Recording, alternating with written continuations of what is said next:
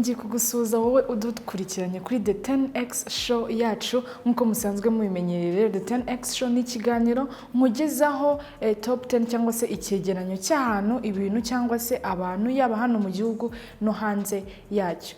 10X rero y'uyu munsi wakibaza ngo ni igiki naguteguriye. Uyu munsi rero naguteguriye banke 10 zihenze cyangwa se zikize kurusha izindi hano muri Afrika.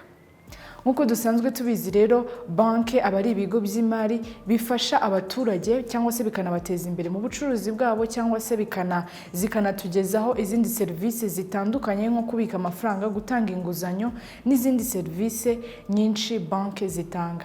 Hano rero muri Afrika hari banke zikize kurusha izindi, akaba arizo uyu munsi naguteguriye muri 10X yacu y'uyu munsi. Ku mwanya wa 10 rero turahasanga banke yitwa Banque Populaire du Morocco. Iyi banke iherereye mu gihugu cya Morocco. Morocco iki ni igihugu giherereye mu majyaruguru y'uburengerazuba bwa Afrika. Iki gihugu rero gikize mu bintu byerekeye ubucuruzi. Iyi banke rero Populaire du Morocco akaba ariho tuyisanga. Iyi banke ngifite branche zirenga 1000 mu gihugu cyose, ikagira abakiriya bagera muri miliyoni 3. Iyi banke rero bitewe n'ukuntu itanga service nziza akaba ari cyo gituma ikundwa n'abantu benshi hari muri kiriya gihugu. Iyi banke kandi ya Populaire du Morocco ikaba ifite n'ama offices menshi hanze ya Afrika nko mu gihugu cy'Ubwongereza, igihugu cya Espagne, igihugu cya France, Belgique n'ahandi hantu henshi cyane. Iyi banke rero ikaba ifite ubutunzi bw'iyi banke bukaba bungana nka biliyoni 27 z'amadolari y'Amerika. Tukaba tugeze rero ku mwanya wa 9 muri banke zihenze kurusha izindi hano muri Afrika. Ku mwanya wa 9 rero turahasanga banke yitwa Miss Bank. Iyi banke iherereye mu gihugu cya Egypte cyangwa se Misiri nk'uko dusanzwe tubizi. Iyi banke rero nayo akaba ari banke ifite abakiriya benshi, aho ifite branche nyinshi mu gihugu kugira ngo bifashe abaturage aho bari hose kuyigeraho kuri iyi banke ya Miss Bank. Iyi banke rero ikaba yaratangiye gukora mu 1920 gusa nyuma mu 1960 ikaza kugirwa nk'umutungo wa leta. Miss Bank rero mu gihugu cya Egypte ikaba ifite umutungo ungana nk'amafaranga biliyoni 29 z'amadolari y'Amerika. Ku mwanya wa 8 rero aho ndi kukubwira banke zihenze cyangwa se zikize kurusha izindi hano muri Afrika. Ku mwanya wa 8 rero turahasanga banke yitwa Investec Bank. Iyi banke iherereye mu gihugu cya South Africa. Iyi banke rero yatangiye gukora mu mwaka w'1974. Iyi banke imaze igihe kinini kandi nayo ikaba iri muri banke zifite abakiriya benshi hariya mu gihugu cya South Africa.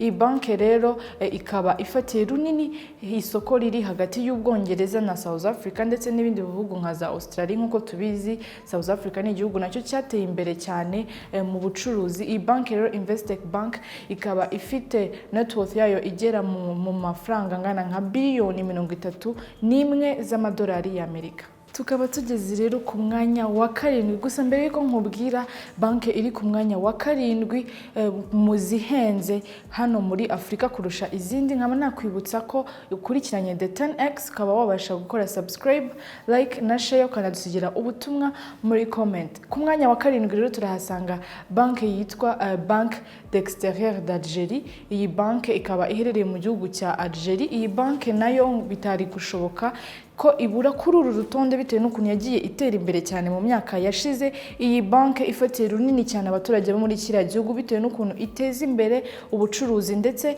ikanegereza service zayo abaturage hafi yabo aho bari. Iyi banke rero yatangiye gukora mu 1964.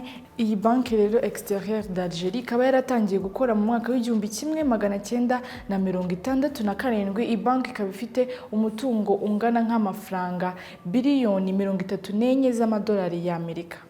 Tukaba tugeze rero ku mwanya wa 6 aho ndi kukugezaho banke zihenze cyangwa se zifite ubutunzi kurusha izindi banke hano muri Afrika. Ku mwanya wa 6 rero turahasanga banke yitwa Attijah Wafa Bank. Iyi banke iherereye mu gihugu cya Morocco nayo, aho iyi banke nkuru iherereye mu mujyi wa Casablanca. Rero nkuko nabibabwiye iki gihugu cya Morocco ni igihugu cyateye imbere cyane mu bucuruzi, bidatangaje kuba banke nyinshi zizagaragara kuri uru rutonde muri iki gihugu. Iyi banke rero ati Jawafa ikaba yaratangiye gukora mu mwaka w'igihumbi kimwe magana cyenda na kane, hanyuma mu mwaka w'igihumbi kimwe magana cyenda na mirongo ine na gatatu ikaza kugirwa nka stock exchange. Iyi banki rero ikaba ifite offices nyinshi cyangwa se branch mu bindi bihugu muri Afrika cyangwa se hanze yaho nka Tunisia, za Senegal, ikaba ifite n'ama offices muri Netherlands no mu bindi bihugu bigiye bitandukanye. Iyi banki rero ati Jawafa ikaba ifite net worth ingana nk'amafaranga biliyoni 40 z'amadolari y'Amerika. Tukaba tugeze ku mwanya wa gatanu aho ndi kukugezaho banki zihenze kurusha izindi hano muri Afrika. Ku mwanya wa gatanu rero turahasanga banki yitwa National Bank of Egypt. Iyi banki iherereye mu gihugu cya Egypte. Iyi banki nayo yateye imbere cyane mu bintu by'ubucuruzi bitewe n'ukuntu yagiye ifungura branch nyinshi mu gihugu hariya cya Egypte. Iyi banki rero ikaba ifite n'ama offices hanze y'igihugu cyayo nko mu gihugu cya South Africa muri Johannesburg, mu gihugu cya Dubai no mu bindi bihugu. Iyi banki rero ikaba ifite umutungo ungana nka biliyoni 51 z'amadolari y'Amerika. Tukaba tugeze rero ku mwanya wa kane, nongera kwibutsa wowe dukurikiranye ko wakora subscribe, like na share ndetse ukanadusigira ubutumwa hano muri comment. Hanyuma rero ku mwanya wa kane turahasanga banki yitwa Ned Group Bank. Iyi banki iherereye mu gihugu cya South Africa, nayo ikaba iherereye mu mujyi wa Johannesburg. Iyi banki rero ntago iri ku rutonde rwa banki zikize gusa, ahubwo iyi banki iza no ku mwanya wa kabiri muri banki zikora neza muri kiriya gihugu kandi zinakize zifite umutungo kurusha izindi.